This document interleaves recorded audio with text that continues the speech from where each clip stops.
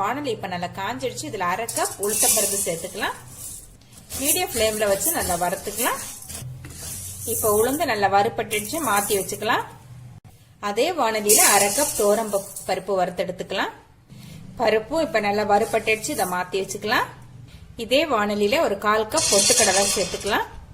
அது கூடவே 1 டீஸ்பூன் ஜீரகம், 1 டீஸ்பூன் மிளகு, அப்புறமா 1 கொத்து கருவேப்பிலை, 5 காஞ்ச மிளகாய்.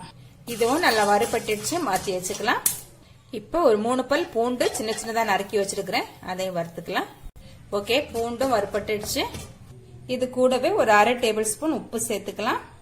1/4 டீஸ்பூன் பெருங்காயத்தூள் சேர்த்துக்கலாம். இப்ப பருப்பு கலவையெல்லாம் நல்லா ஆறட்டும். ஆறுனதுக்கு அப்புறம் நமக்கு மிக்சியில போட்டு பவுடர் பண்ணிக்கலாம். ஓகே ஃப்ரெண்ட்ஸ், இப்ப பவுடர் பண்ணி எடுத்தாச்சு. பருப்பு பொடி ரொம்பவே சூப்பரா ரெடி ஆயிடுச்சு.